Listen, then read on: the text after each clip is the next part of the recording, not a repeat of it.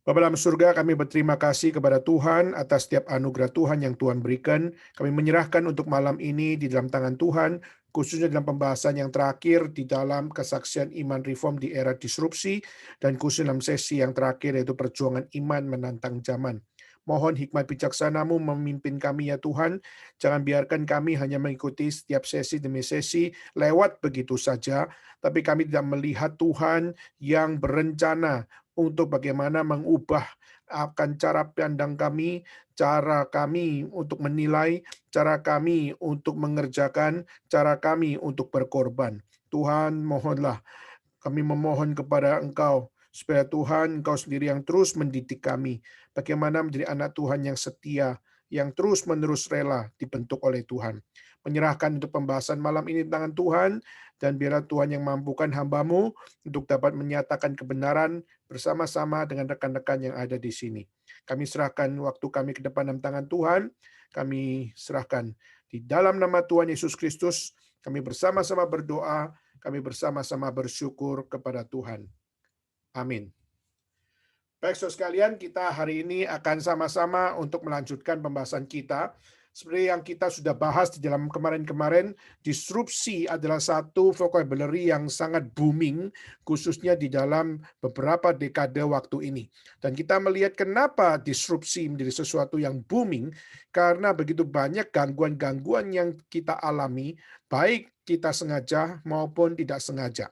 Kita melihat bagaimana manusia sengaja melakukan disrupsi melalui setiap apa yang menjadi usaha mereka.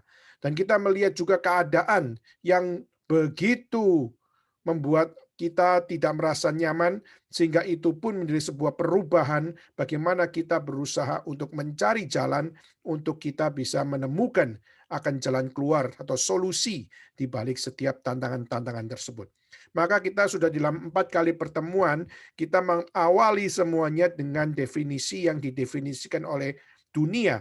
Dan saya terus mengutip akan dua konsep dari dua orang, yaitu pertama adalah Francis Fukuyama, yaitu adalah seorang profesor dari Stanford University, yang dia membuat buku The Great Disruption, yang dimana dia menyatakan bahwa disruption adalah sesuatu yang negatif, di mana sesuatu yang negatif ini harus menjadi satu perhatian ekstra.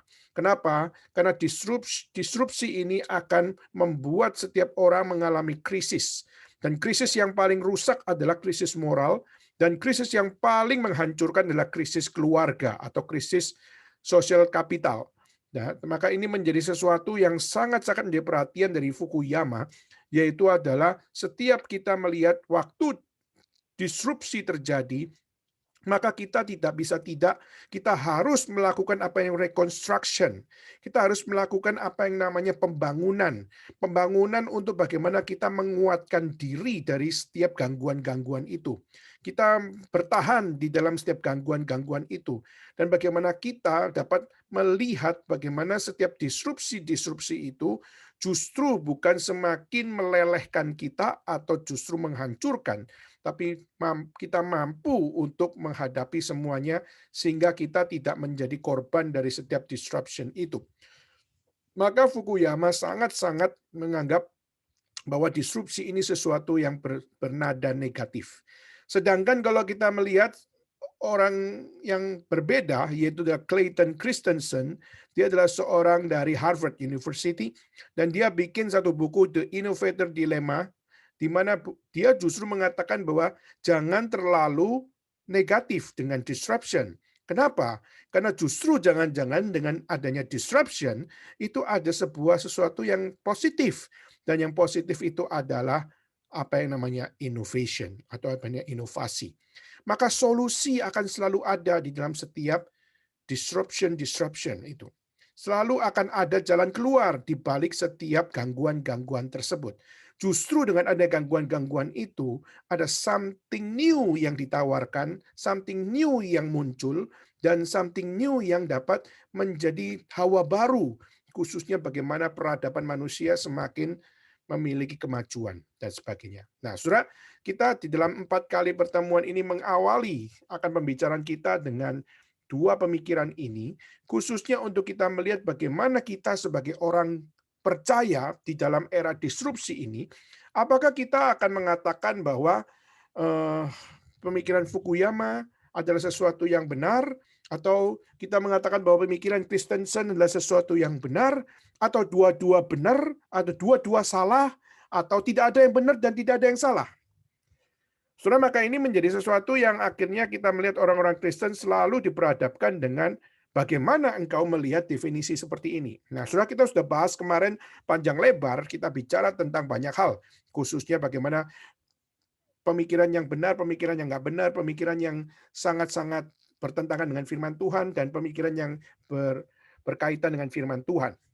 Ya, saudara, maka kita tidak akan masuk ke situ, tetapi saudara, saya ingin mengajak kita untuk coba untuk melihat bagaimana perjuangan kita sebagai orang percaya, khususnya sebagai orang-orang yang beriman kepada Tuhan, menghadapi setiap era disrupsi ini.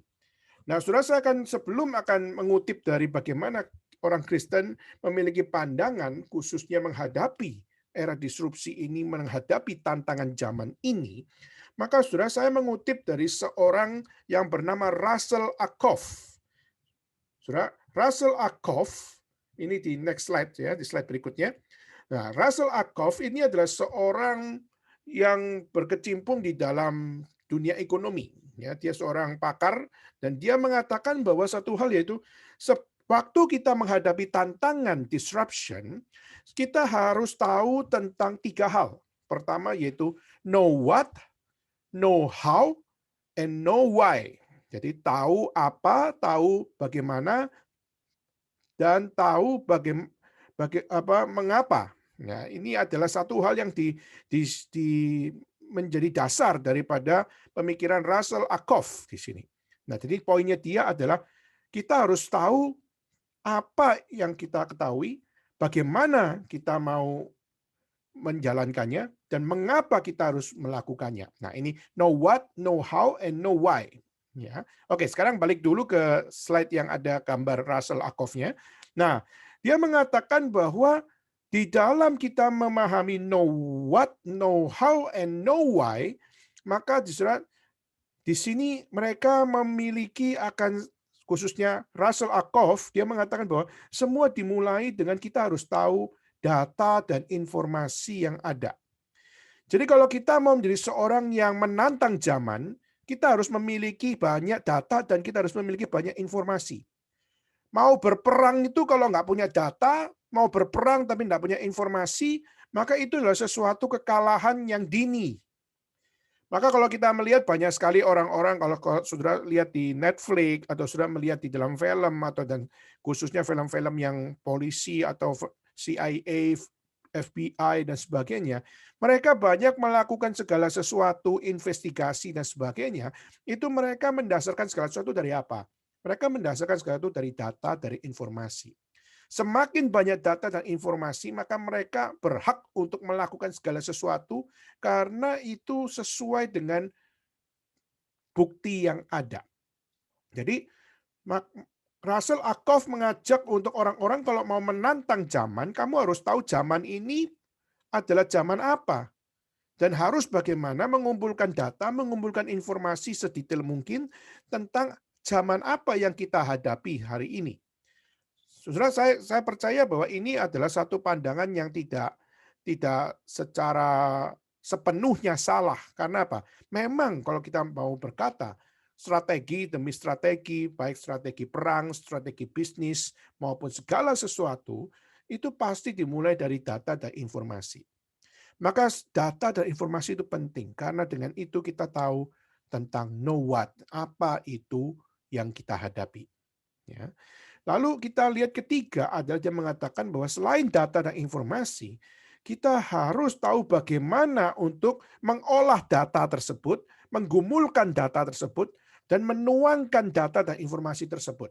Jadi akhirnya kita melihat ada satu format, yaitu know how, bagaimana informasi dan data itu dituangkan. Maka itulah kenapa di dalam piramid bagian atasnya adalah knowledge, di mana knowledge itu adalah satu cognitive skill. Jadi kalau tadi data dan information itu, kalau kita bisa katakan sebagai processing, adalah adalah sebuah proses bagaimana mengolah data dan mengolah informasi untuk menjadi sebuah konklusi misalnya.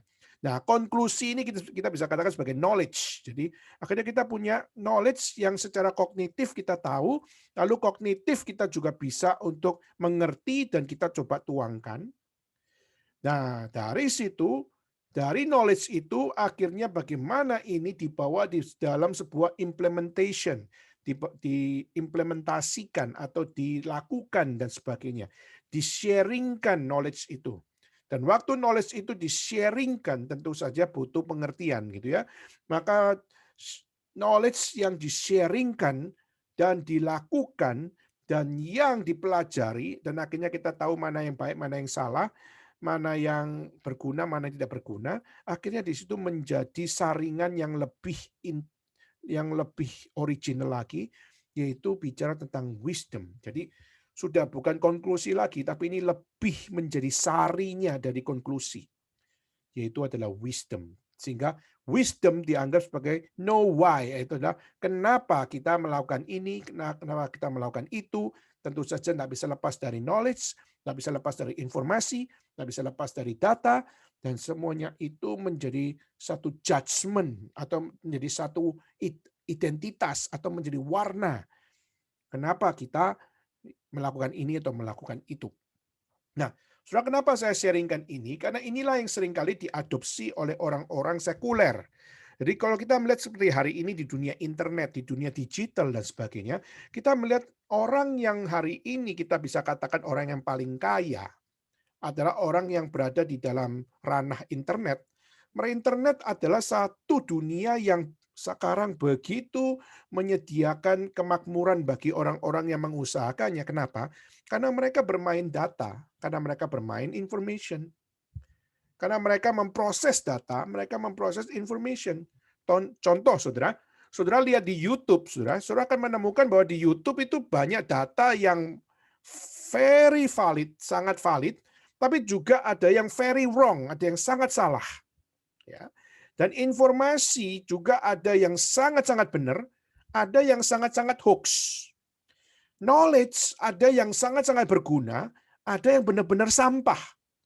Bahkan wisdom ada yang betul-betul suci, tapi juga ada yang betul-betul adalah sesuatu yang sangat-sangat satanis. Ya. Nah, kita melihat hari ini dunia punya satu konten yang seperti itu. Nah, kalau kita melihat kok Russell Ackoff dia mengatakan kita harus memiliki satu proses know what, know how, know why, lalu bagaimana dari data, informasi itu diproses untuk menjadi sebuah kognitif yang menjadi hasilnya di dalam knowledge, lalu digodok lagi, lalu dirangkum lagi, disarikan lagi menjadi wisdom.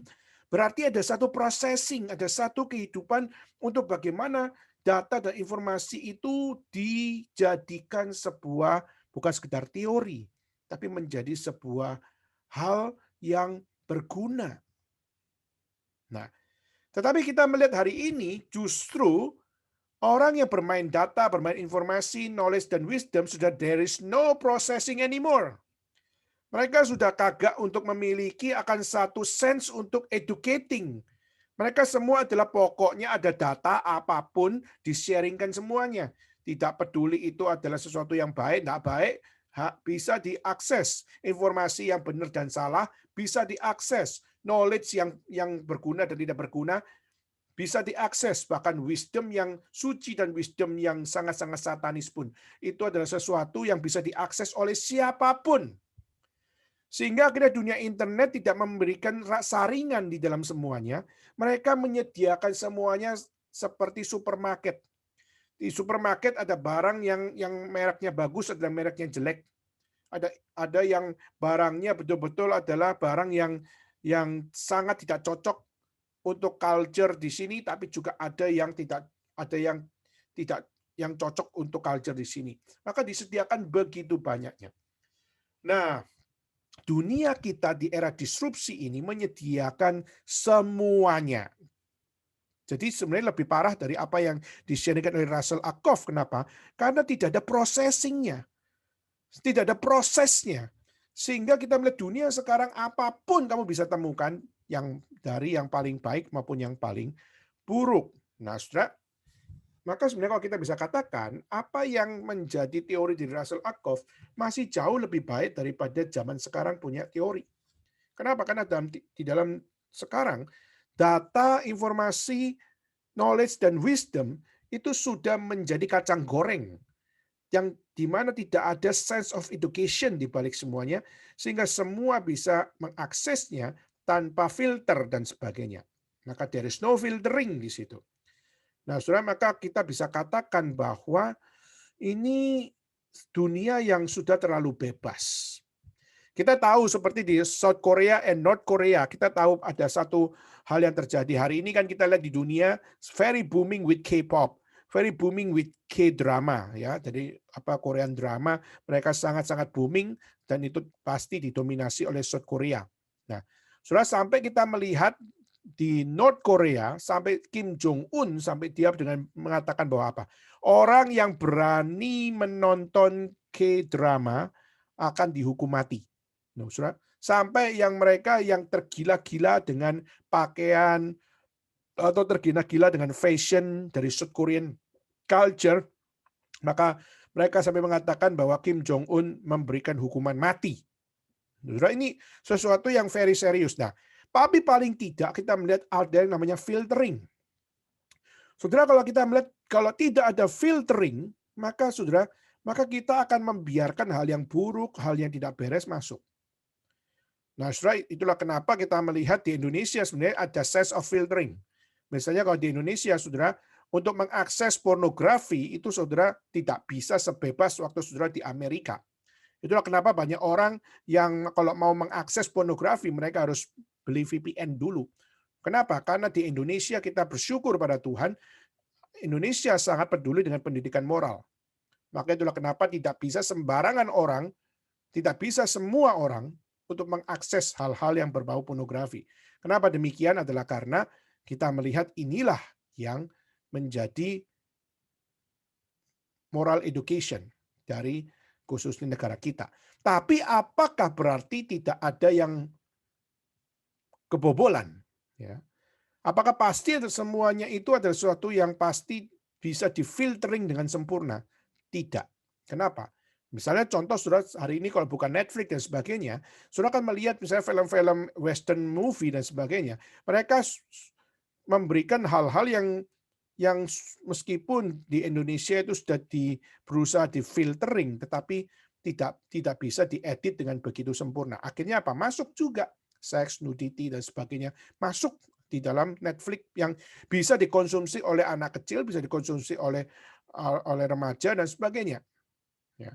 Jadi, saudara, Russell Ackoff masih memiliki sesuatu spirit of processing atau filtering. Ya. Lalu dengan membangun kognitif, membangun apa yang namanya wisdom, membangun sebuah judgment dan sebagainya. Nah, maka sebenarnya kita mengatakan Russell Ackoff adalah seorang yang masih sangat memiliki spirit of education. Nah, tapi problemnya apa? Nah, saudara, boleh ke next slide. Problemnya adalah apa yang menjadi standar, apa yang menjadi value, dan apa yang menjadi goal-nya. Ya. Nah, ini problemnya. Standarnya apa? Konsep nilainya apa? Goal-nya apa? Apakah standarnya adalah sesuatu yang berpusat kepada Tuhan?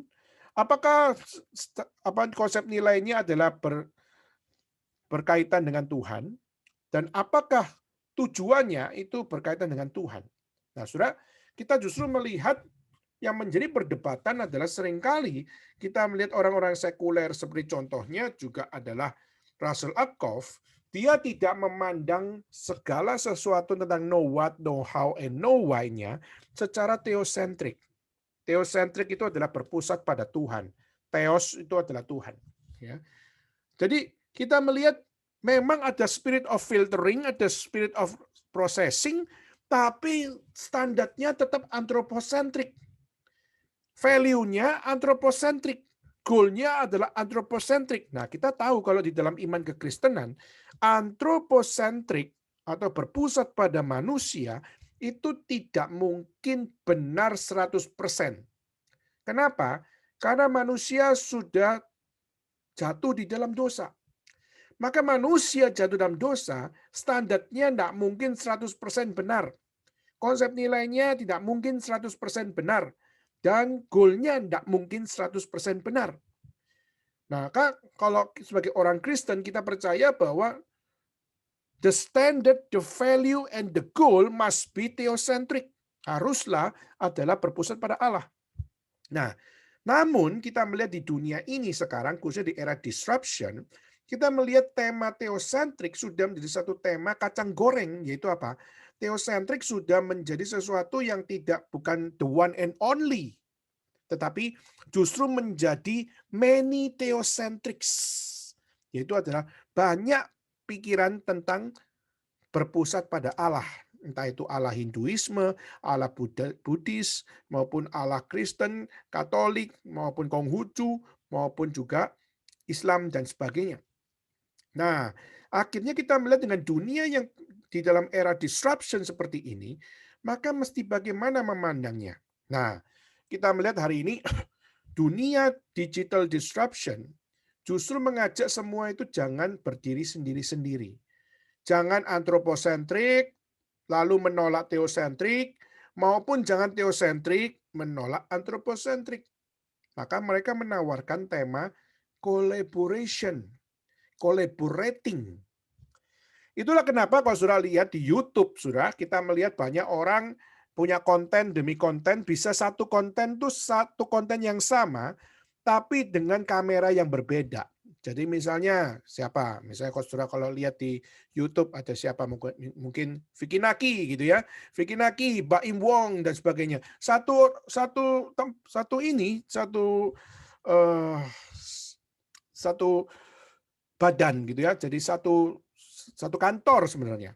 Satu kantor tapi bisa dua konten. Padahal dua konten itu padahal satu kejadian. Nah, kenapa bisa demikian? Karena mereka menekankan collaborating, menekankan collaboration, yaitu bekerja sama. Dan kadang bekerja sama itu bukan selalu dengan membayar uang dan sebagainya. Kamu kasih aku konten, aku juga masuk konten kamu dan sebagainya. Maka the spirit of collaborating. Nah, akhirnya dengan spirit collaboration, spirit untuk collaborating, akhirnya apa yang terjadi, Saudara? Akhirnya setiap orang standarnya bisa melebur, sehingga akhirnya orang yang mungkin sudah punya standar jelas, tapi waktu dengan collaboration, akhirnya mereka mulai masuk di dalam satu hal, yaitu apa? Mereka masuk di dalam pengorbanan diri. Namun pengorbanan diri jangan salah, pengorbanan diri yang saya maksud di sini bukan pengorbanan diri yang benar, tapi pengorbanan diri yang kelihatannya more touching, tapi justru akhirnya menjadi sesuatu yang mengorbankan identitas diri, atau lebih tepatnya mengorbankan dedikasi diri. Saya akan jelaskan. Misalnya apa, Saudara? Misalnya contoh adalah hari ini, tadi pagi saya ada lihat satu kesaksian dari seorang pendeta dari India. Ya, tadi saya ada lihat satu pendeta dari India yang sudah lama di Amerika, bukan Raffi Sakarias ya, namanya Krisanan ya. Jadi Pastor Krisanan.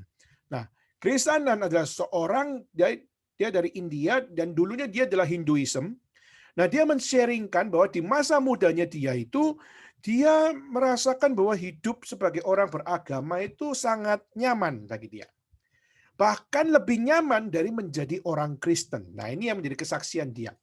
Dia mengatakan waktu saya menjadi religious man, ya, kita itu tidak pernah berdebat. Jadi istilahnya itu menjadi seorang religious man itu saya bersahabat dengan orang Kristen, saya bersahabat dengan orang Hindu, saya bersahabat dengan orang Buddha, saya bersahabat dengan orang Katolik maupun dengan orang ateis dan sebagainya. Saya bersahabat dengan mereka dan kehidupan saya dengan mereka di dalam ya misalnya sport, di dalam friendship maupun hangout itu more touching daripada sharing my belief. Nah, Saudara, maka dia hendak mengatakan apa? Dia hendak mengatakan bahwa sebenarnya waktu menjadi seorang religious man itu jauh lebih nikmat. Kenapa? Karena kita tidak perlu untuk speak up about our faith. Kita nggak perlu bicara dengan gamblang, nggak perlu bicara dengan very vokal tentang iman kita. Nah, saudara, padahal dalam kitab suci kita percaya bahwa Tuhan Yesus menyuruh kita untuk pergilah jadikan semua bangsa muridku. Baptislah mereka dan ajarlah mereka. Dan bahkan ketahuilah aku akan menyertai engkau sampai akhir zaman. Berarti kita harus speak up. Berarti kita harus bicara. Berarti kita harus do something. Berarti kita harus untuk memberitakan Injil. Nah, saudara, tetapi kalau menjadi seorang religious man, kita tidak sharing about Christ, but we are Christian. Ya, mungkin kita bilang, I am Christian, but I don't want to sharing about Him. I don't want to sharing about Christ. Jadi saya menikmati toleransi saya dengan orang lain melalui ya nonton bola bareng, atau kita pergi mall bareng, atau kita hangout bareng, atau kita belajar bareng, dan sebagainya. Dan relasi kita tanpa Kristus, ya, relasi kita secara antroposentrik, itu jauh more touching daripada kita hidup di dalam sebuah theosentrik. Jadi istilahnya itu akhirnya collaboration ini dibangun dengan apa? Sudahlah, saya Kristen. I have my own theocentric life. Nah, tetapi mungkin kita mengatakan theocentric life saya, ya kita bikin personal saja. Ya, jadi theocentric life saya hanyalah sesuatu yang bersifat private saja. Lalu kalau saya bersama orang-orang agama lain, toleransi dibangun dengan bangsa lain dan sebagainya, maka kita akan menikmati relasi perbedaan itu dengan antroposentrik. Maka dengan antroposentrik, saya bisa more touching dengan mereka, sehingga akhirnya saya tidak perlu untuk debat dengan dia, tidak perlu untuk mengatakan mengapa Kristus lebih tinggi daripada agama lain, kenapa Kristus lebih tinggi daripada pendiri agama yang lain, itu akan bikin hidup tidak touching dan tidak nyaman.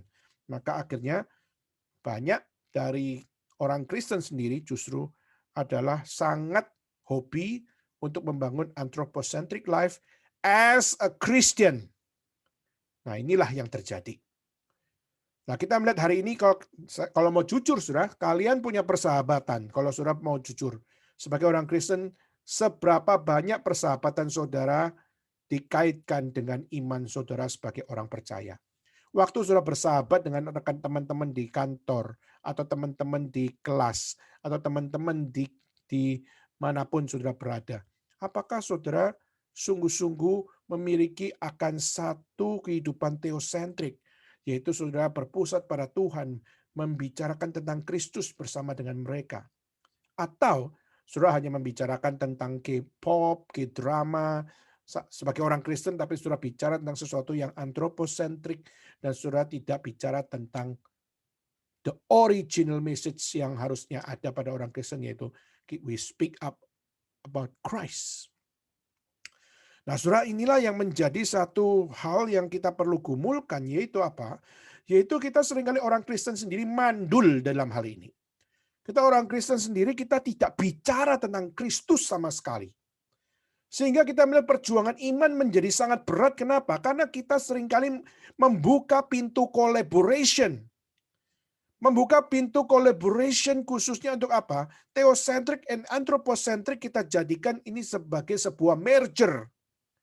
Padahal kalau kita mau jujur kembali kepada Alkitab, Alkitab tidak pernah mengajarkan kita untuk menghidupi anthropocentric life menjadi sesuatu yang mendominasi dalam kehidupan kita sebagai orang Kristen. No.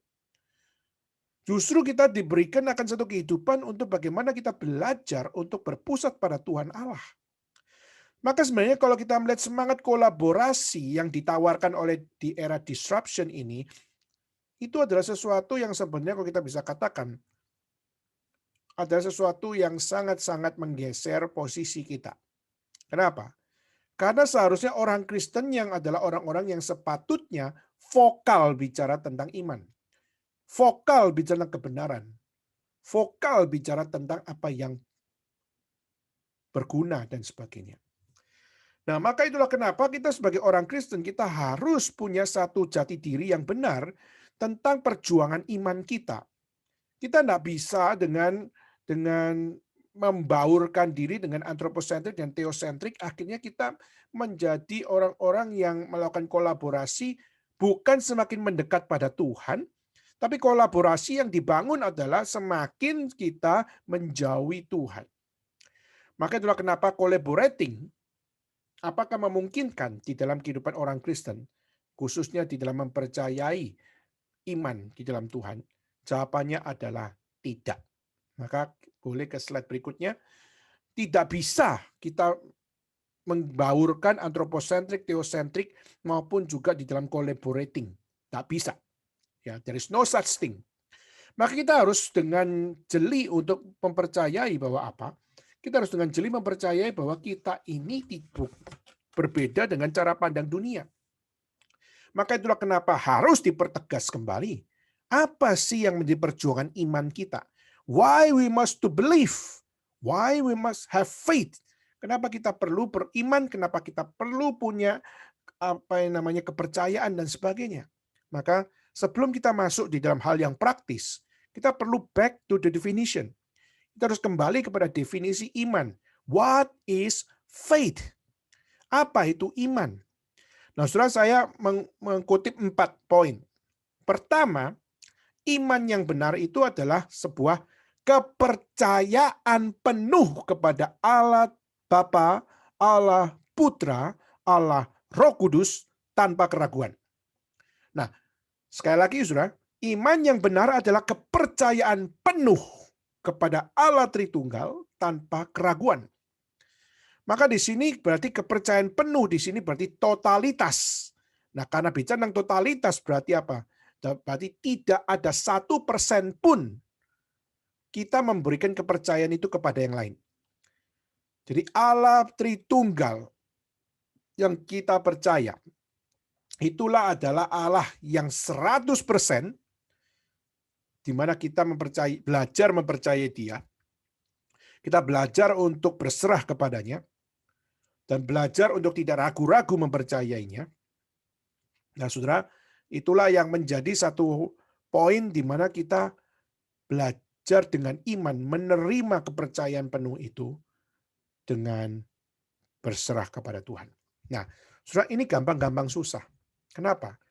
Karena untuk mempercayai secara penuh itu butuh anugerah Tuhan. Saudara, saya baru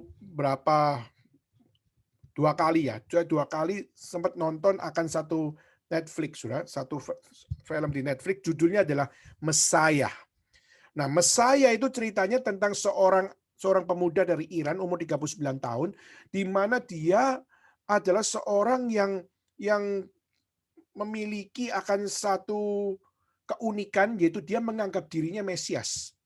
Maka dia bisa melakukan mujizat, dia bisa membaca pikiran orang dan sebagainya. Saya nggak tahu saudara sudah nonton film ini atau tidak. Dan di dalam film itu akhirnya orang-orang diajak untuk mempercayai siapa? Mempercayai bahwa dia adalah seorang Mesias. Nah, rupanya saudara, di dalam film tersebut akhirnya kita bisa melihat pergumulan-pergumulan orang-orang, bagaimana mereka membaca Mesias ini. Benar nggak sih dia adalah Mesias? Benar nggak sih dia adalah seperti Yesus? Apakah dia adalah Mesias yang palsu atau Mesias yang asli? Nah, orang mulai punya keraguan-keraguan yang muncul begitu banyak. Nah, itu respon secara mayoritas. Mereka melihat bagaimana Mesias ini adalah Mesias yang tidak mungkin. Kenapa? Karena dia adalah orang yang berbeda sekali. Dia orang Iran. Orang Iran tapi bisa berbicara di Amerika, bisa berbicara di Israel, bisa bicara di Palestina, dan sebagainya.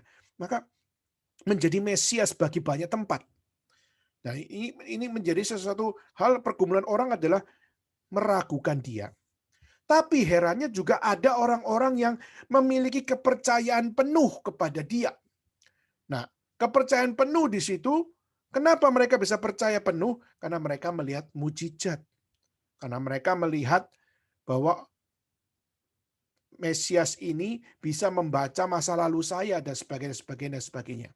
Nah, akhirnya kita melihat formatnya yang ada adalah orang bisa melihat Mesias itu dengan keraguan-raguan, tapi bisa dengan kepastian karena ada hal yang tersembunyi terbukakan tanpa adanya informasi dari masing-masing orang tersebut. Nah, dari film itu saya belum nonton habis, maka karena saya biasanya nonton itu tidak habisin satu film gitu. Jadi kadang terputus.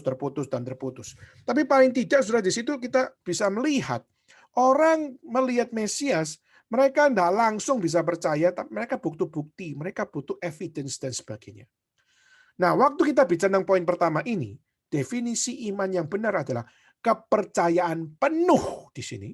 Kepercayaan penuh di sini adalah kita percaya bukan dengan manusia lihat bukti baru percaya. Bukan dengan apa yang namanya secara logika baru percaya. Tetapi apa? Kepercayaan penuh kepada Allah Tritunggal tanpa keraguan. Kita percaya yang pertama ini definisi iman yang benar adalah pemberian Allah. Bisa percaya itu adalah from faith to faith. Bisa percaya adalah from grace to faith. Yaitu bisa percaya adalah karena pemberian Allah. Kalau Tuhan tidak kasih kepercayaan penuh kepada kita tidak mungkin bisa punya iman yang benar. Nah, saudara, maka konsep kepercayaan penuh kepada Allah Tritunggal tanpa keraguan itu adalah totally by the God's work. Maka hari ini kalau kita sulit untuk bisa beriman, saudara, itu adalah sesuatu yang natural. Tetapi pada saat kita bisa diberikan kepercayaan penuh oleh Tuhan Allah tanpa keraguan, saudara, maka kita juga perlu belajar bahwa itu adalah hanya anugerah Tuhan dan bukan kita yang berkolaborasi dengan Tuhan Allah. There is no such thing. Maka bisa punya kepercayaan penuh itu bukan kolaborasi, bukan anthropocentric. Itulah totally by theocentric. Maka itulah kenapa kita berkata no anthropocentric and no collaborating. Kedua, keyakinan mutlak bahwa janji Allah yang diberikan pasti digenapi sesuai waktu Tuhan.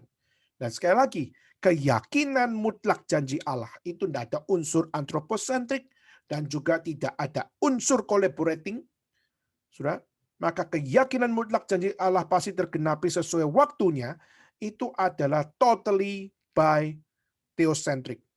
Yaitu adalah pemberian Allah, keyakinan mutlak bahwa janji Allah pasti tergenapi.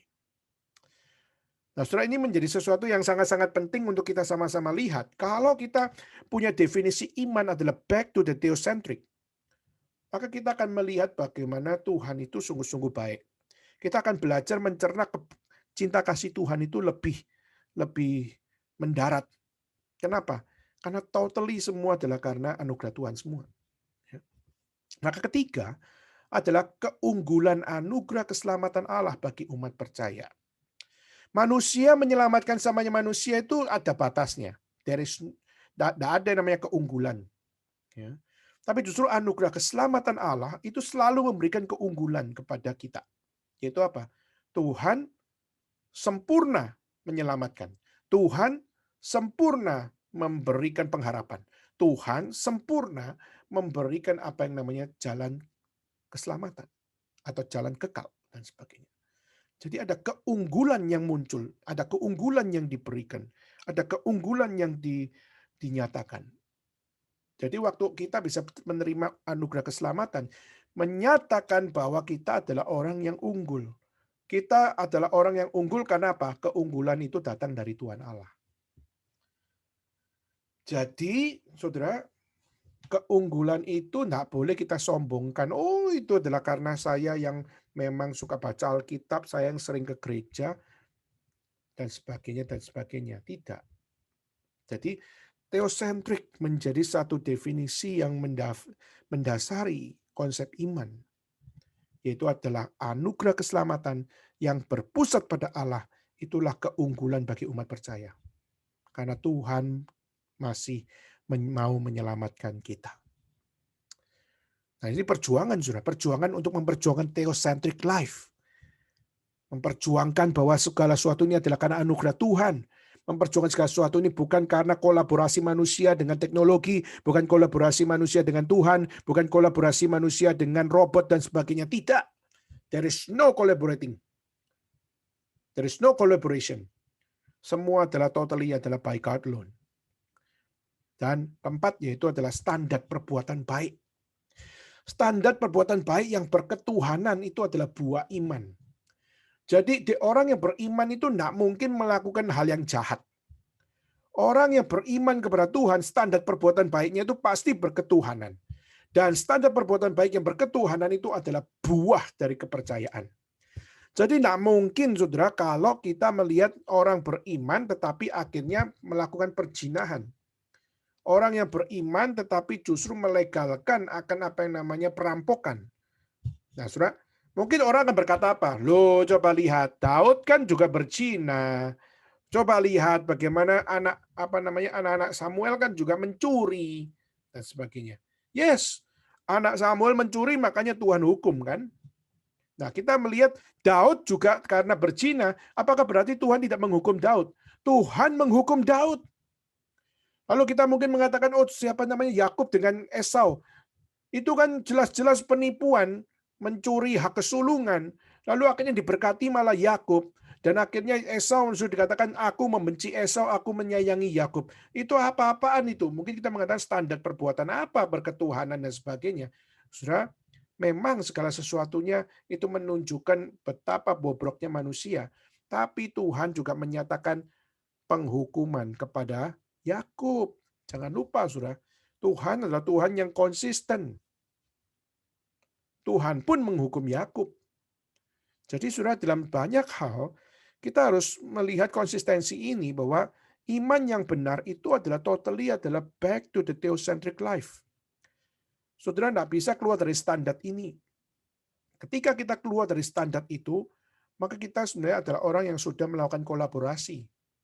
Nah, orang yang melakukan kolaborasi itu adalah orang yang sedang mempermainkan Tuhan dan mempermainkan diri tentunya. Nah, saya di hari setiap memimpin PAL atau Persekutuan Alumni Jakarta, saya kemarin di dalam 1 bulan terakhir, saya membahas tentang predestinasi. Jadi saya bahas konsep Agustinus, saya bahas dengan Pelagius, lalu saya bahas juga antara Luther dengan Erasmus, lalu saya juga bahas antara Calvin dengan Arminius, ya. Dan nanti di dalam minggu besok saya akan membahas tentang antara pikiran dari George Whitefield dengan John Wesley. Nah, saudara, mereka semua bergumul tentang satu hal, yaitu apa? Mereka bergumul tentang apakah Tuhan itu berdaulat untuk memilih manusia yang dipilihnya dan memilih orang untuk tidak dipilihnya. Apakah manusia tidak punya apa yang namanya free will untuk membela dirinya, atau memilih dia mau jadi apa, untuk memilih dia mau masuk mana, dan itu menjadi sesuatu yang kalau kita lihat dari abad ke abad, tema itu masih sampai sekarang menjadi sebuah perdebatan yang tidak habis-habis. Nah, khususnya kita sebagai orang Protestan, kita percaya bahwa pada saat Tuhan menyatakan theocentric life di situ, maka segala sesuatu adalah dari Tuhan, untuk Tuhan, bagi kemuliaan nama Tuhan.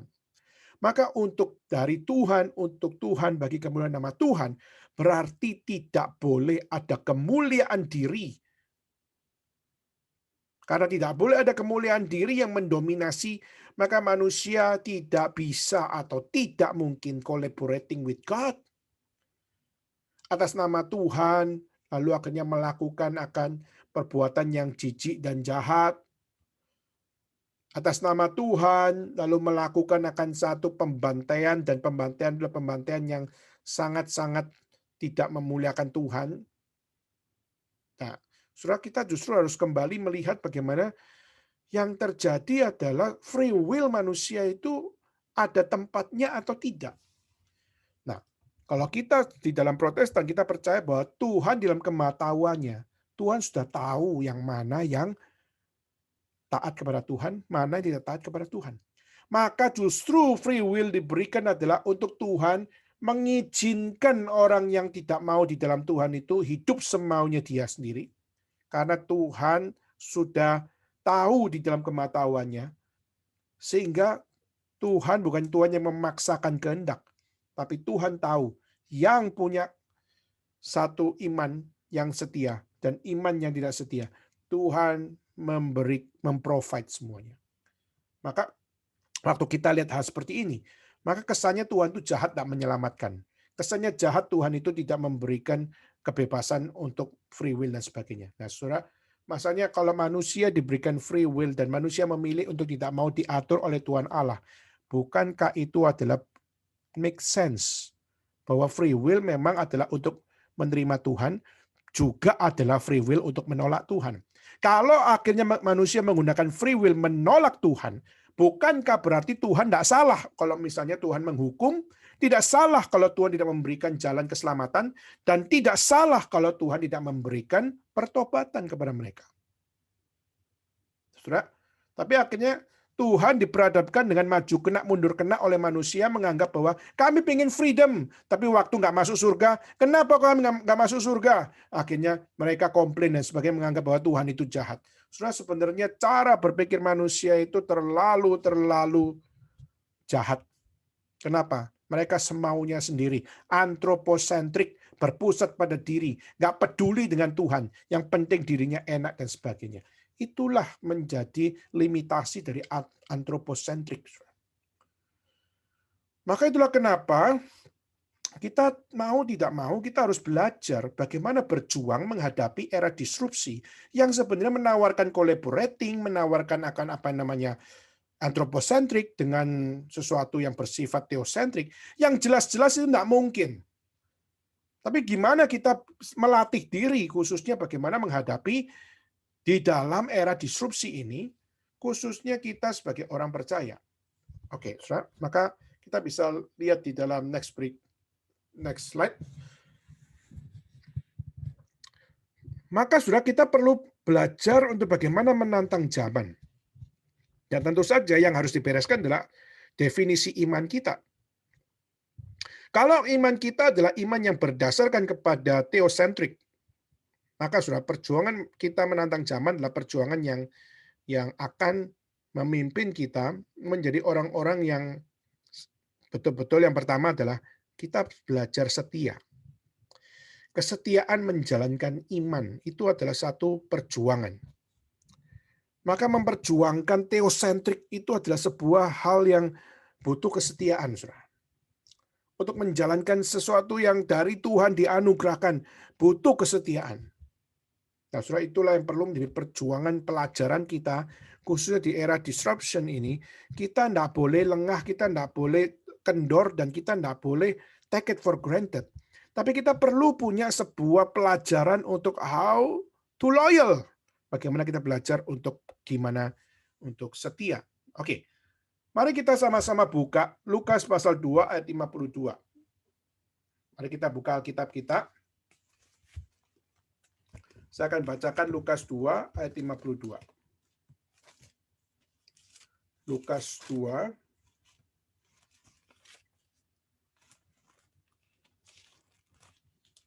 ayat 52.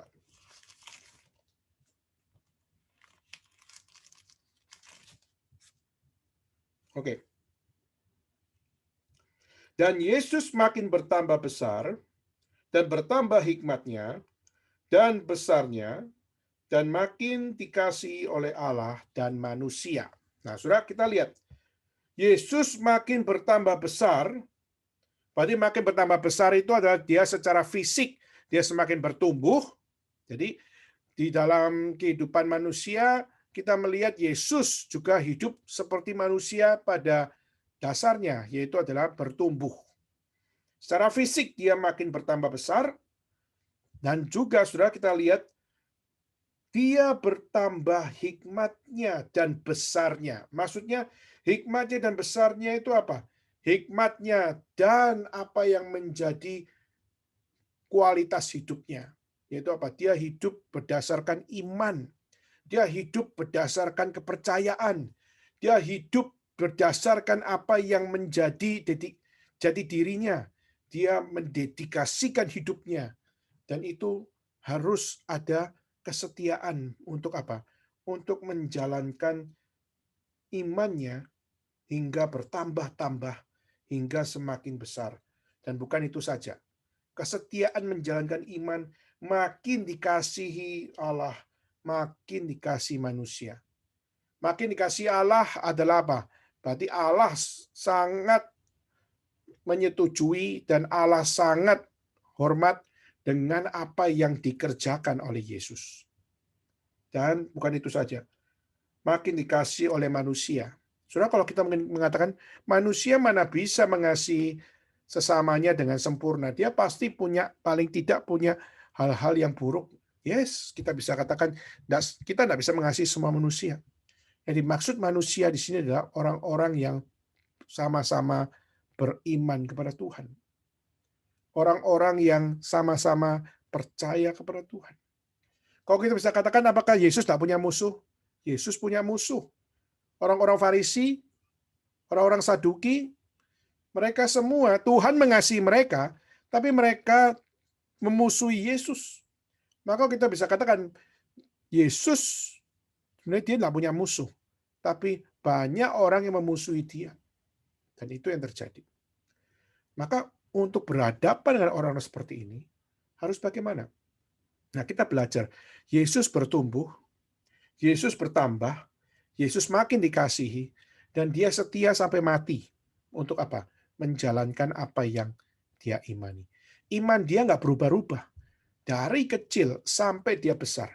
Iman yang benar sudah menjadi benih yang diberikan oleh orang tua mereka.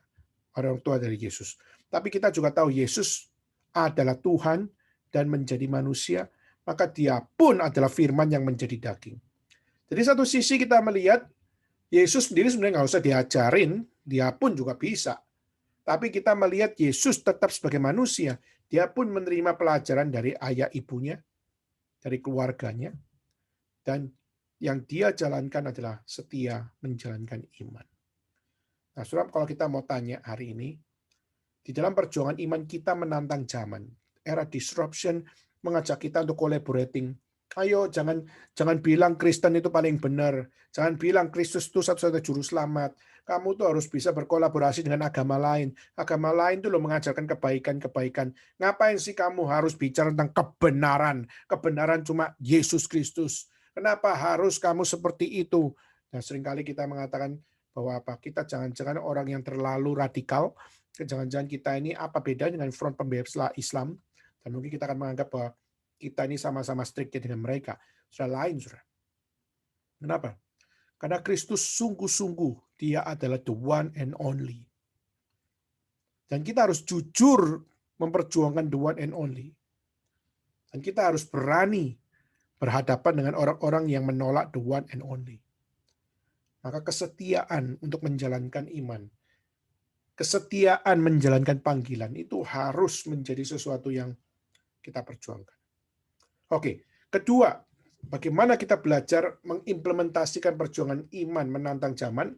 Kedua, yaitu adalah kita harus belajar untuk memiliki hidup benar. Oke, saya minta untuk mungkin Monica bisa bantu bacain untuk Efesus pasal 5, ayat 15 sampai 17. Apakah memungkinkan?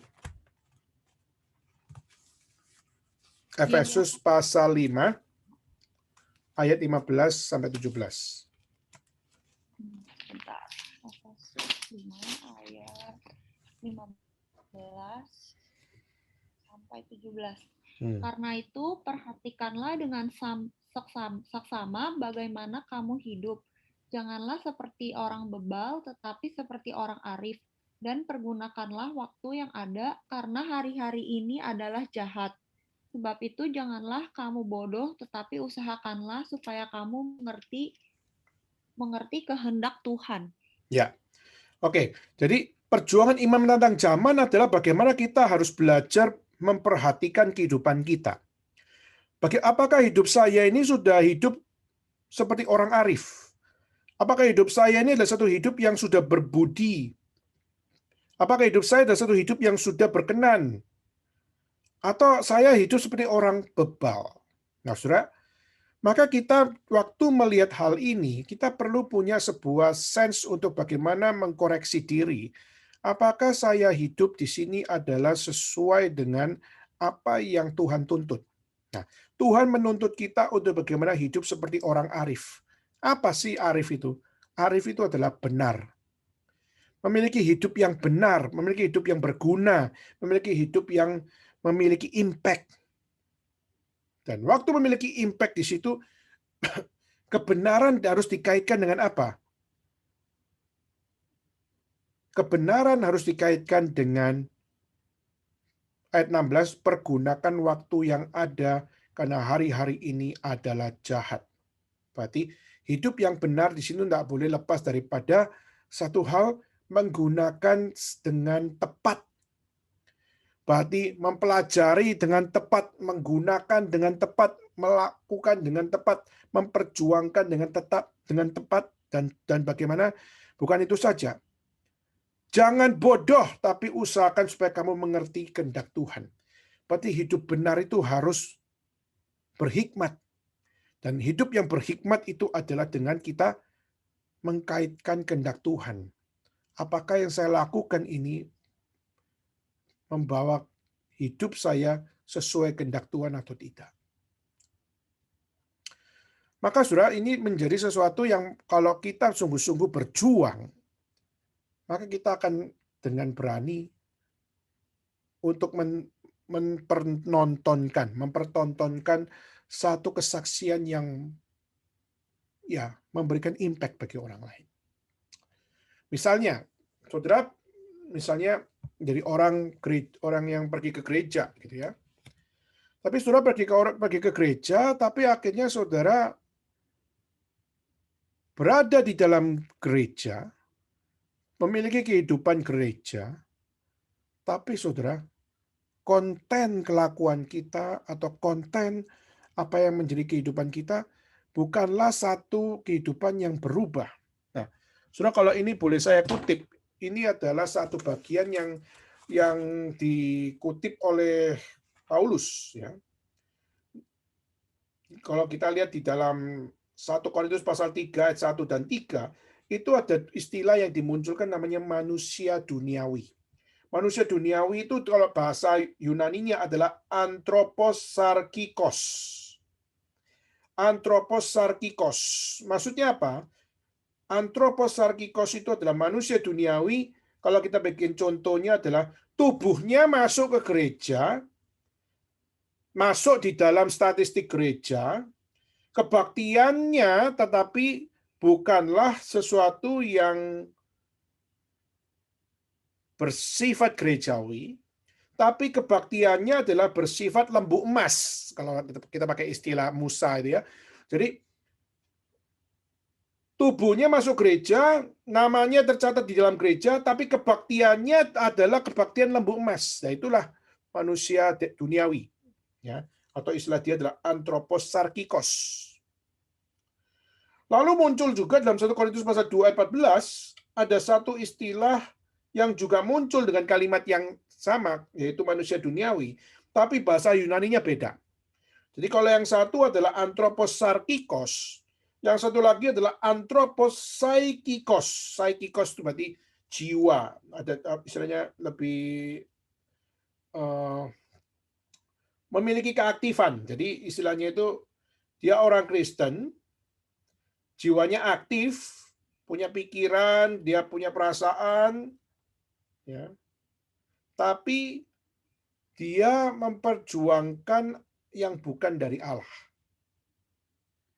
Jadi dia punya emosi, dia punya pikiran, dia punya etika, tapi semuanya dilakukan bukan yang berasal dari Allah, tapi yang berasal dari aktualisasi diri atau pembuktian diri. Berusaha dinilai suci, berusaha dinilai rohani, berusaha dinilai anak yang taat, dan sebagainya. Nah, saudara, apakah kita dipanggil untuk menjadi anthroposarkikos atau kita dipanggil sebagai anthroposaikikos? Sarkikos, saikikos. Apakah kita dipanggil untuk menjadi orang seperti itu? Saudara, 1 Korintus 2 ayat 15 mengatakan bahwa apa? Kita harus jadi manusia rohani. Dan manusia rohani adalah manusia yang hidup benar. Dan manusia yang hidup benar adalah hidup yang dipimpin oleh Tuhan. Nah, bahasa Yunaninya adalah anthropos pneumatikos. Berarti dipimpin oleh roh. Hidup yang dipimpin oleh roh. Nah, itulah orang Kristen rohani. Nah, saudara, hari ini kita melihat dunia yang penuh dengan spirit of collaborating, di mana orang-orang dunia berusaha untuk bagaimana bercampur aduk dengan orang-orang beragama, lalu berusaha untuk bagaimana menganggap bahwa inilah spiritual world, inilah spiritual life, inilah spiritual day, ya. Tapi dengan cara yang campur aduk luar biasa, tidak karu-karuan. Lampu emas pun dipanggil Tuhan, dan sebagainya. Nah, saudara, itu bukan kesaksian yang benar. Jadi, harus berani berjuang tentang doktrin yang benar. Harus belajar setia menjalankan iman yang sesuai dengan apa yang Tuhan firmankan. Nah, ini adalah perjuangan, saudara. Jadi jangan heran kalau kita di orang Kristen, akhirnya kita dihindari orang karena iman kita. Jangan heran kalau saudara memperjuangkan khususnya tentang iman kepercayaan, banyak orang merasa insecure, banyak orang merasa tidak uncomfortable. Kenapa? Karena Kristus menjadi satu bagian yang sangat-sangat mengganggu mereka karena dia adalah the one and only hope. Ketiga, kita juga lihat bagaimana menantang zaman pasti sesuatu yang full of stress, ya. Tapi kita juga belajar di kitab suci bagaimana Filipi pasal 4 ayat 2 sampai 9. Mungkin apakah Sarah memungkinkan Sarah untuk bacakan di dalam Filipi pasal 4 ayat 2 sampai ayat yang ke-9. Iya, Kok. Ya, thank you. Filipi pasal 4 ayat 2 sampai 9. Euodia kunasihati dan Sintike kunasihati, supaya sehati sepikir dalam Tuhan. Bahkan kuminta kepadamu juga, Sunsugos temanku yang setia, tolonglah mereka karena mereka telah berjuang dengan aku dalam pekabaran Injil, bersama-sama dengan Clemens dan kawan-kawanku sekerja yang lain, yang nama-namanya tercantum dalam kitab kehidupan. Bersukacitalah senantiasa dalam Tuhan, sekali lagi kukatakan bersukacitalah. Hendaklah kebaikan hatimu diketahui semua orang. Tuhan sudah dekat. Janganlah hendaknya kamu khawatir tentang apapun juga, tetapi nyatakanlah dalam segala hal keinginanmu kepada Allah dalam doa dan permohonan dengan ucapan syukur. Damai sejahtera Allah yang melampaui segala akal akan memelihara hati dan pikiranmu dalam Kristus Yesus. Jadi akhirnya saudara-saudara, semua yang benar, semua yang mulia, semua yang adil, semua yang suci, semua yang manis, semua yang sedap didengar, semua yang disebut kebajikan dan patut dipuji, pikirkanlah semuanya itu. Dan apa yang telah kamu pelajari, dan apa yang telah kamu terima, dan apa yang telah kamu dengar, dan apa yang telah kamu lihat padaku, lakukanlah itu. Maka Allah sumber damai sejahtera akan menyertai kamu. Ya, thank you. Nah, saudara, yang ketiga kita perlu belajar berjuang, khususnya bagaimana menantang zaman, yaitu apa? Jadi orang Kristen itu kita akan berhadapan dengan stressful life. Kita akan berhadapan dengan kehidupan yang stres. Di mana dunia ini akan bikin orang Kristen itu berada di dalam sebuah kehidupan yang stressful. Jadi ini tantangan orang Kristen, saudara. Jadi orang Kristen itu apakah menjadi orang yang pasti bebas dari masalah, bebas dari setiap perlawanan dan sebagainya? Enggak. Justru jadi orang Kristen itu kita akan berhadapan dengan apa yang namanya kehidupan yang kita nggak sangka-sangka akan terjadi. Kita akan dibenci, bahkan kalau dibenci sama orang di luar Kristen mungkin ini sesuatu yang lebih normal. Tapi kadang kita dibenci juga sama orang-orang yang menamakan dirinya Kristen, tapi mereka justru adalah orang-orang yang kurang iman, kurang percaya, dan kurang di dalam Tuhan. Nah, seringkali kita berhadapan dengan ini. Nah, waktu kita menghadapi semua ini, kadang-kadang kita stres, kita mengatakan, kenapa sih orang di luar gereja kok begini? Apalagi orang di dalam gereja, kenapa kok bisa begini? Seringkali kita merasa kecewa dengan mereka. Kita seringkali merasa bahwa kita ini sudah berjuang, kita ini sudah melayani Tuhan, tapi kenapa ya kok bisa ya ada orang di luar gereja memperlakukan kita seperti ini, memberikan stressful life, tapi juga orang di dalam gereja juga sama, orang berdosa, memberikan stressful life kepada kita. Kadang kita waktu menghadapi semuanya ini, kita merasa seakan-akan ya iman kita yang seharusnya bertumbuh Justru iman kita jadi semakin loyo, jenuh, dan kehilangan satisfaction. Nah, maka saudara di dalam ayat tadi yang dibaca oleh Sarah, justru menunjukkan bahwa kita perlu punya satu pembelajaran diri untuk menguasai diri. Kita harus punya akan satu hal, yaitu bagaimana menjaga diri. Yaitu apa? Waktu stressful life terjadi dalam hidup kita, kita harus belajar untuk bersuka senantiasa di dalam Tuhan, bersukacitalah. Kebaikan hati diketahui semua orang. Jangan khawatir. Percayalah kepada Tuhan. Percayalah ada damai sejahtera. Percayalah ada yang memelihara hati dan pikiranmu. Sering menunjukkan bahwa stressful life itu sebuah realita. Jadi Kristen kalau tidak stres, itu berarti something wrong, saudara. Kenapa? Karena justru kita menjadi orang Kristen, kita pasti akan ditolak dunia. Dunia tidak mungkin terima kita kok. Dunia pasti menolak kita. Itu sudah menjadi dalilnya. Karena Tuhan itu suci, dunia itu berdosa, tidak mungkin ketemu. Ya. Maka itulah kenapa waktu kita melihat segala sesuatu ini, ya semua yang benar, semua yang mulia, semua yang adil, semua yang suci, semua yang manis, semua yang sedap didengar, semua yang disebut kebajikan patut dipuji, pikirkanlah itu. Kenapa? Karena di dunia kita tidak bisa mikir tentang itu. Dunia akan berusaha merusak apa yang benar, apa yang mulia, apa yang adil, yang suci, dan sebagainya. Dunia akan berusaha mengganti formatnya. Maka itulah kenapa Allah sumber damai akan menyertai kamu. Berarti apa? Kamu harus bertahan di dalam Tuhan. Kamu harus menguasai dirimu, mendidik dirimu. Stressful life harus kita hadapi. Kita tidak usah cengeng. Walaupun nangis adalah sesuatu realita, tetapi jangan kita cengeng seumur hidup. Boleh nangis, tapi setelah nangis kita harus percaya bahwa Tuhan itu sanggup. Untuk apa? Sanggup untuk membawa hidup kita lebih di dalam sebuah penguasaan diri yang benar. Jadi waktu kita menghadapi tantangan-tantangan itu, saudara nggak perlu kecil hati. Tetaplah belajar bersuka cita. Percayalah damai sejahtera Tuhan akan memimpin kita. Dengan menghadapi semua itu, saudara, engkau akan menjadi orang yang semakin mengenal Tuhan dengan lebih benar. Bagaimana tidak? Stressful life itu sebuah realita. Era pandemik hari ini kita melihat bagaimana COVID-19 menjadi stressful life. Kita melihat dengan adanya pandemik ini banyak orang kehilangan pekerjaan, stressful life. Bagaimana orang yang selama ini mungkin long distance relationship dan akhirnya karena pandemik nggak ketemu bertahun-tahun, akhirnya salah satunya tidak sanggup, akhirnya putus, stressful life. Sekolah, dan akhirnya waktu sekolah lewatin semuanya dengan begitu susah payah, stressful life. Hidup penuh dengan stressful life. Melayani Tuhan dengan format seperti ini pun juga adalah stressful life. Namun, saudara, Tuhan menjanjikan sukacita. Tuhan menjanjikan akan tidak perlu khawatir. Dan Tuhan menjanjikan damai sejahtera Allah. Dan itu kalau kita pegang dengan sungguh-sungguh. Kita belajar untuk menghadapi stressful life, tantangan stressful life itu dengan iman yang memberikan damai bagi kita. Keempat, saudara.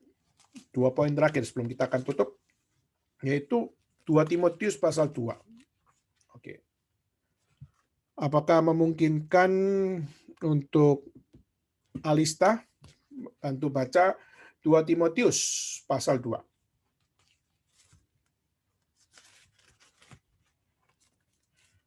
Timotius pasal 2 ayat 1 sampai 7. Bisa kok, bentar Ya. kok. Ya.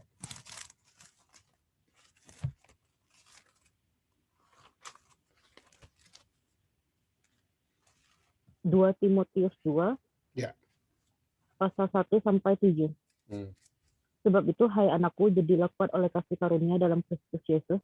Apa yang telah engkau dengar daripadaku di depan banyak saksi, percayakanlah itu kepada orang-orang yang dapat dipercayai, yang juga cakap mengajar orang lain. Ikutlah menderita sebagai seorang prajurit yang baik dari Kristus Yesus. seorang prajurit yang sedang berjuang tidak memusingkan dirinya dengan soal-soal penghidupannya, supaya dengan demikian ia berkenan kepada komandannya. Seorang olahragawan hanya dapat memperoleh mahkota sebagai juara apabila ia bertanding menurut peraturan-peraturan olahraga. Seorang petani yang bekerja keras haruslah yang pertama menikmati hasil usahanya. Perhatikanlah apa yang kukatakan. Tuhan akan memberi kepadamu pengertian dalam segala sesuatu. Ya, Saudara, perjuangan iman menantang zaman adalah sesuatu yang juga butuh kerja keras. Jadi kita nggak bisa mengatakan, jadi orang Kristen itu adalah orang yang hidupnya adalah hidup menerima anugerah, lalu kita nggak pernah melakukan sesuatu. Salah. Justru orang Kristen itu adalah orang yang paling kerja keras. Kalau kita di orang Kristen nggak kerja keras, itu adalah orang yang tidak tahu arti kekristenan. Kenapa? Karena justru kita sebagai orang percaya, kita dipanggil untuk melayani Tuhan. Dan untuk melayani Tuhan, butuh etika yang namanya kerja keras. Jadi kerja keras adalah satu panggilan. Tapi panggilan kerja keras ini bukan kerja keras yang seperti kerja rodi, atau kerja yang dipaksakan. Tidak. Kerja keras di sini bukan kerja keras yang dipaksakan.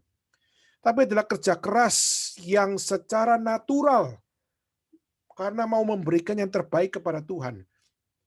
Saudara, orang Kristen tidak perlu disuruh, dia akan kerja keras melayani Tuhan. Orang Kristen yang benar, dia akan kerja keras setengah mati, banting tulang, hanya untuk menyenangkan hati Tuhan. Dan di sini pakai contoh 3. Pertama apa? Pertama adalah tentara. Tentara itu dilatih untuk bagaimana dia berfungsi menjaga keamanan. Dan dia diberikan latihan yang luar biasa berat. Tapi dia rela. Kenapa? Karena dia melakukannya untuk negaranya.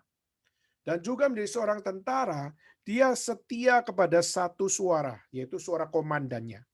Berarti dia diajarkan untuk taat. Dia diajarkan untuk bagaimana mendengar dan lakukan. Tidak ada kata lain. Jadi dengar, lakukan. Dengar, lakukan. Dengar, lakukan. Nah, itulah yang seharusnya juga di dalam iman kekristenan, kita perlu belajar dengar firman, dan jangan sekedar dengar firman, tapi kita perlu kerja keras. Kita perlu kerja keras untuk melakukan. Kita perlu kerja keras untuk do something. Kerja keras. Kerja keras karena kita sudah dikasih anugerah sama Tuhan. Maka kerja keras yang sangat-sangat enjoy di situ. Maka saudara, ini menjadi satu latihan rohani yang baik. Menjadi seorang tentara yang bekerja keras. Kedua, pakai contoh apa tadi? Dengan contoh menjadi seorang pelari, menjadi seorang olahragawan. Menjadi seorang olahragawan, bagaimana dia harus melatih dirinya, dia harus berlatih, dia harus menjaga stamina, dia juga harus untuk bagaimana memproses dirinya untuk dapat melakukan satu tindakan yang berhasil. Dan dia kerjakan itu dengan latihan yang keras luar biasa. Nah, saudara, kalau tanya sama olahragawan, mereka kerja keras setengah mati. Apakah mereka adalah orang-orang yang dikatakan sebagai orang yang dipaksakan? Tidak. Mereka tidak akan merasa terpaksa. Karena mereka tahu dia seorang olahragawan memang harus begitu. Bahkan sampai mereka bisa menang pun, mereka pasti akan melihat inilah buah dari kerja keras. Ketiga juga adalah petani. Petani itu setengah mati itu kerja. Kenapa? Karena dia harus membajak, dia harus menabur benih, terus dia juga harus untuk bagaimana menunggu, dan juga dia juga harus bagaimana memanen dan sebagainya. Itu juga nggak gampang, luar biasa. Saudara, maka ini adalah satu latihan-latihan kerja keras yang sepatutnya kita bisa pikirkan di dalam kehidupan kita, dalam pelayanan. Apa kerja keras yang sudah kita kerjakan? Kita sudah banting tulang seberat apa untuk melayani Tuhan? Kalau kita bisa kerja keras untuk membiayai keluarga, Kita bisa kerja keras untuk bagaimana membesarkan ya anak kita, orang tua kita, maupun juga adik kita dan sebagainya. Ya, itu memang adalah kerja keras yang hardworking, yang secara manusia, secara humanis, itu adalah sesuatu yang baik. Tapi pertanyaannya, Tuhan pun layak menerima kerja keras kita, bukan? Nah, saudara, ini sesuatu yang perlu kita gali ulang. Apa yang perlu menjadi satu semangat yang kita bisa kerjakan bagi Tuhan dengan kerja keras? Dan terakhir, Mazmur 73, nanti saudara bisa baca di rumah. Di situ bicara tentang satu apa? Bicara tentang seorang yang hampir tergelincir. Pemazmur yang hampir tergelincir, kenapa? Karena dia bandingkan hidupnya sama orang lain. Dia bandingkan hidupnya, oh ini orang kafir kok hidupnya lebih enak ya daripada orang percaya ya. Kok ini orang di luar Tuhan kok, tapi kok hidupnya lebih nyaman ya daripada saya ya. Saya mengalami ini, mengalami itu, dan sebagainya. Nah, saudara, kita pernah bahas di dalam satu pemikiran bagaimana membandingkan diri dengan orang lain itu adalah sesuatu yang membuat keminderan. Dan keminderan itu bisa membuat akan satu kehidupan yang sangat-sangat tidak balance. Nah, seringkali dengan tidak balance itu, seringkali kita melakukan kompromi. Toh orang kafir hidupnya lebih enak kok. Ya sudahlah, ngapain gua suci-suci amat. Ya sudah, saya terbuka dengan kekafiran juga. Contohnya adalah, saya orang Kristen, tapi saya juga suka lembu emas. Maka, apa salahnya saya terbuka dengan lembu emas? Toh, saya masih bisa percaya pada Tuhan juga kok. Saudara, maka ini adalah suatu hal yang kompromi. Nah, Alkitab mengajarkan tidak kompromi. Jangan kompromi. Justru setia untuk tidak mengkompromikan apa yang salah. Lakukan apa yang benar. Itulah panggilan kita. Maka saudara, itulah kenapa perjuangan iman menentang zaman harus menjadi panggilan kita bersama. Make unbelief people to believe that Jesus Christ is the unbelievable hope for all believer. Mari kita membawa orang yang nggak percaya pada Tuhan untuk percaya kepada Kristus, pengharapan yang tidak bisa dibandingkan, yang tidak bisa dipercaya, tidak bisa tidak dipercaya. Itu sesuatu yang sangat-sangat mengagumkan, yang dibutuhkan oleh setiap orang percaya di seluruh dunia. Nah, itulah panggilan kita semua, saudara. Itulah kenapa perlu untuk berjuang. Itulah kenapa ada pembahasan-pembahasan seperti ini. Kenapa kita perlu membahas tentang dunia, kenapa kita harus bicara tentang filsafat, kenapa kita harus belajar tentang isu-isu kontemporer atau isu-isu pemikiran. Bukan karena kekristenan itu kekurangan bahan, tetapi karena itulah tantangan hidup kita. Nah, kalau kita tidak berjuang, bagaimana membawa unbelief people to believe Christ, maka kita adalah orang-orang yang tidak akan punya guna di dalam dunia ini. Tidak ada faedahnya hidup di dunia ini. Maka sebagai orang percaya, kita punya hidup yang faedah. Tapi pertanyaannya, faedah itu dibangun dengan kesetiaan tidak? Hidup yang benar tidak? Di dalam penguasaan diri yang benar atau tidak? Dengan kerja keras yang benar atau tidak? Dengan semangat tidak kompromi atau tidak? Nah, itulah yang harus menjadi perjuangan kita. No collaboration with anthropocentric. Tidak ada kolaborasi dengan kehumanisan manusia. Totally semua adalah anugerah Tuhan. Dan anugerah Tuhan yang made it possible untuk kita setia, hidup benar, menguasai diri, bekerja keras, dan tidak kompromi. Pertanyaannya, maukah kita teruskan perjuangan itu? Teruskan setiap perjalanan hidup kita yang akan berhadapan dengan stressful life di depan. Maukah kita tetap kerja keras dan tidak kompromi? Saudara, itulah panggilan kita semua. Kiranya kita saling mendoakan satu dengan yang lain. Kiranya Tuhan pakai teman-teman kita supaya dimanapun mereka ditempatkan, mereka berjuang menantang zaman di dalam iman yang dianugerahkan oleh Kristus, menjadi saksi kebesaran Tuhan. Kiranya Tuhan memberkati kita semua dan kiranya Tuhan sendiri yang dipermuliakan. Baik, mari kita tutup sama-sama di dalam doa. Bapa dalam surga, kami berterima kasih pada Tuhan atas setiap apa yang sudah kami bahas pada malam hari ini. Kami tahu ya Tuhan, seringkali kami capek menghadapi setiap disruption yang kadang-kadang membuat kami krisis.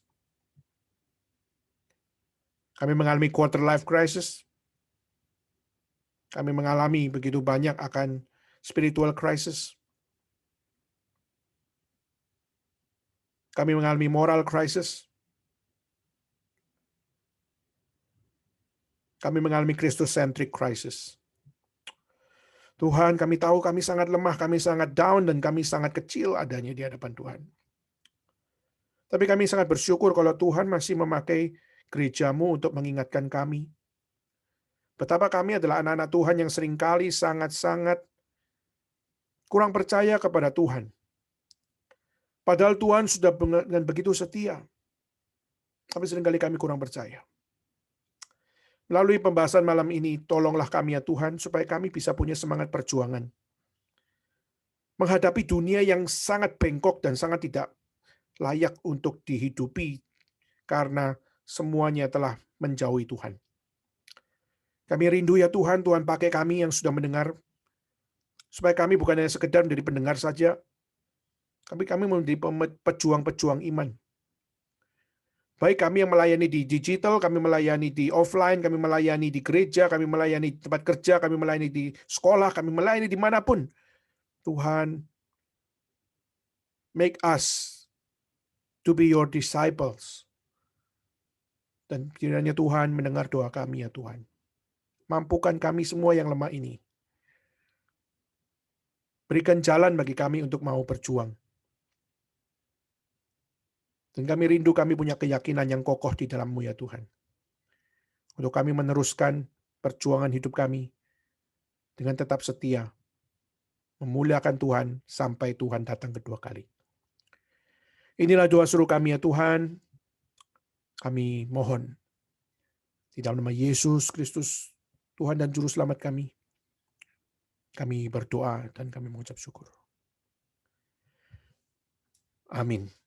Bapa, terima kasih. Bapa, terima kasih. Bapa di dalam surga, puji terima kasih. Amin.